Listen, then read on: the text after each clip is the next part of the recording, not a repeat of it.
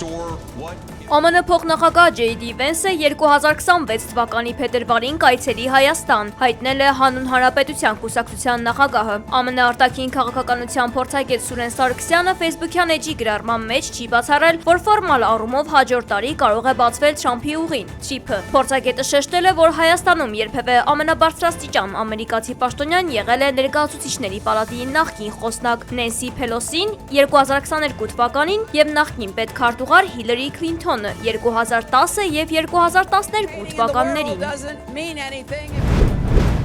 Հայաստանում 2026 թվականի խորհրդարանական ընտրությունները ամենայն հավանականությամբ տեղի կունենան հունիսի 7-ին, թեև ընտրությունների օրը պաշտոնապես նշանակում է հանրապետության նախագահը, բայց ըստ օրենքով սահմանված ժամկետների հունիսի 1-ին կիրակին է համապատասխանում այդ ժամկետներին։ Կենտրոնական ընտրական հանձնաժողովի նախագահը ասել է, որ 2026-ի ընտրությունների մասնակցող ուժերի ֆինանսական թափանցիկությունը ապահովելու համար նոր ժամանակակից գործիքներ են կիրառելու։ Կներդրվեն նաև մոնիթորինգային ծրագրեր փաստարկված հսկողություն սահմանելու համացանցում քարոզչության նկատմամբ։ Հնարավոր է արդյոք մոլդովական սցենարի կրկնություն Հայաստանում եւ ԿԸՆ չգրանցի ընտրություններին մասնակցել ցանկացող որոշ քաղաքական ուժերի, հարցրել են ԿԸ նախագահին։ Իսկ Մոլդովայում ինչ ա եղել։ Չէ, եթե դա կասեք Մոլդովայում ինչ ա եղել։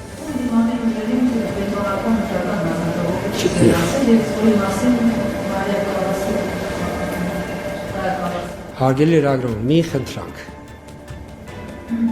Ես իմ քաղաքական չեզոքությունը 22 թվականի հոկտեմբերի 7-ից չեմ խախտել։ Եթե դուք սկսեք այնտեղ, այսպես ասենք, ավելի խորանալ, կտեսնեք քաղաքական խնդիր է, ու դա մեր տիրույթում չի։ Ադրբեջանից եկած բենզինը ըստ էության վաճառվելու է, դա պրեմիում բենզին է։ Ադրբեջանական բենզինը մեր երկրում վաճառվող այլ պրեմիում տեսակի բենզինից 90 դրամ էժան կվաճառվի, հայտնել է էկոնոմիկայի նախարար Գևորգ Պապոյանը։ Ադրբեջանական բենզին չգնելու մասին հայտարարած քաղաքացիներին Պապոյանը այսպես է պատասխանել։ Սիրելի քաղաքացիներ, դուք ազատ եք, հենց դա է մեր խնդիրը, որ դուք ազատ լինեք, դուք ինքներդ որ բենզինը ուզենաք առնել, ինքներդ ընտրեք որտեղից եք ուզում առնել։ Պետության խնդիրն է հնարավորինս տարբեր տեսակ, մեծ տեսականի կարողանա ձեզ համար ապահովել, խափան երթուղիներ լինեն, որպեսզի այդ բենզինը եւ մյուս ապրանքները Հայաստանում մշտապես լինեն հասանելի եւ իհարկե հետևենք, որպեսզի որակը բարձր մակարդակի վրա լինի եւ ձեզ քանակի մեջ չխափեն։ Քաղաքացին էկոնոմիկայի նախարարության շենքի դիմաց բենզինում է թշնամուն խորագրով ակցիա է արել։ Բենզինով լի շշի մեջ ծորենի հասկեր է դրել։ Քաղաքացին այսպես արտահայտել է իր բողոքը ադրբեջանական բենզինի եւ Ադրբեջանի տարածքով հացահատիկի ներկրումների դեմ։ Երեքշաբթի ռուսական մամուլը հայտնեց, որ ծորենով բեռնված գնացքը Ադրբեջանի տարածքով գալիս է Հայաստան։ Մինչև այս տարվա վերջ նախատեսվում է Ադրբեջանով Հայաստան բերել 2000 տոննա ռուսական ծորեն։ Ծորենից բացի Ռուսաստանը Ադրբեջանի տարածքով Հայաստան կարող է ուղարկել նաև պարարտանյութ, հարցն այժմ քննարկում են, ասել է Դաշնության փոխվարչապետ Ալեքսեյ Օվերչուկը։ Մոսկվան եւ Երևանը քննարկում են նաև հակառակ ուղղությամբ բեռներ ուղարկելու հնարավորությունը։ Օվերչուկը սա համարել է ձեռքբերում, որը նրա խոսքով մինչև վերջերս անհավանական էր թվում։ Կառավարությունն առաջարկում է փոխել հողային օրենսգրքում պետական ու համայնքային հողերը մայրաթորին տրամադրելու կարգը, որպեսզի մայրաթորին եկեղեցին ու այլ շինություններ կառուցելու համար տարածքները տրամադրվեն ոչ թե անհատույց սեփականության իրավունքով, այլ անհատույց օգտագործման իրավունքով, այսինքն հողերը կմնան պետության սեփականությունը։ Օրենքի նախագիծը ներառված է կառավարության այս տարվա վերջին նիստի օրակարգում։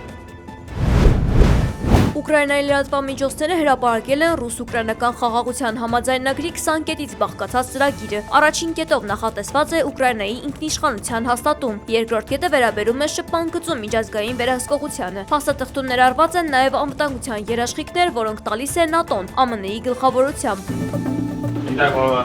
Խաղաղ ժամանակ Ուկրաինայի զինված ուժերի թվականակը պետք է կազմի 800,000 զինծառայող։ Ռուսաստանը պարտավորվում է օրենքով ամրագրել Եվրոպայի եւ Ուկրաինայի նկատմամբ չհարձակվելու պարտավորությունը։ Ամենաբարդ կետը տարածքների զիջման մասին է։ Քննարկվող տարբերակներից մեկով Ռուսաստանը պետք է դուրս գա Դնեպրոպետրովսկի, Նիկոլաևի, Սումիի եւ Խարկովի մարզերից։ Դոնեցկի, Լուգանսկի, Զապարոժիեի եւ Խերսոնի մարզերում կողմերը կմնան այս պահին զբաղեցրած դիրքերում։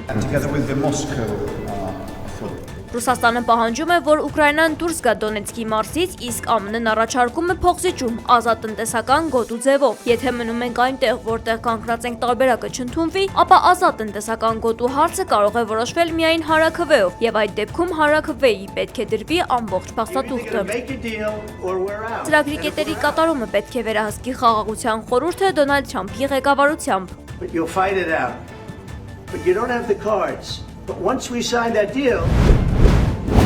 Իսրայելի զինված ուժերը կրկին հարվածել են Լիբանանին։ Իսրայելական կողմը ինտենսիվորեն թիրախավորում է երկրում գտնվող Հեզբոլլա խմբավորման դիրքերը։ Զոհերի եւ վիրավորների մասին տեղեկություններ չկան։ Դեկտեմբերի 24-ի գիշերը Մոսկվայի հարավում պայթյունի հետևանքով զոհվել են ճանապարհապարեկային ծառայության 2 աշխատակից, հայտնել է Ռուսաստանի քննչական կոմիտեն։ Պայթյունը եղել է Օրեխովո-Բորիսովո շրջանում ոստիկանական բաժանմունքի մոտ։ Ականատեսները պատմել են, որ բաժանմունքի մոտ նկատել են գլխարկով եւ բժշկական դիմակով կասկածելի տղամարդու։ Անհայտ անձը ինքնաշեն պայթուցիկ սարք է նետել ոստիկանական մեքենայի ուղղությամբ եւ դիմել փախուստի։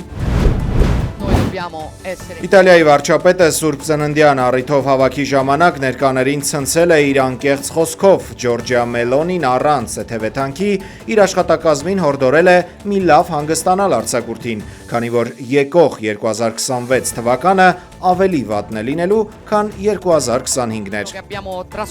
Անցնող տարին բարդ էր բոլորիս համար, բայց մի անհանգստացեք, հաջորդը շատ ավելի վատն է լինելու։ Բացի ձեր աշխատանքի համար շնորհակալություն հայտնելուց, ես սիրում եմ ձեզ, քանի որ մենք արդեն ընտանիք ենք, թիմ, մենք պայքարում ենք ամբողջ տարին։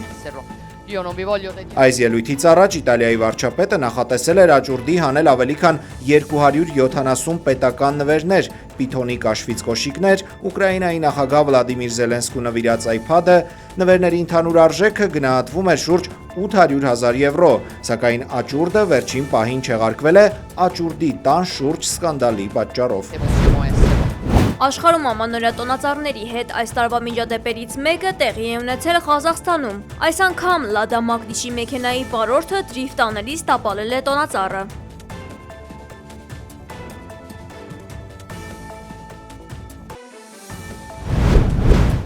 Ողջույն սիրելի հայրենիներ։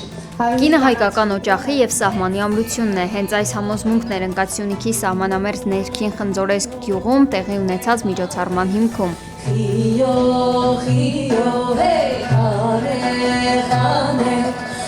Հայուհի կանանց կենտրոնը հերթական նախաձեռնությամբ հյուրընկալվել էր սահմանամերձ համայնքի կանանց նպատակ ունենալով ակտիվացնել համայնքային կյանքը եւ կարեւորել հայուհու դերը երկրի ամրության գործում։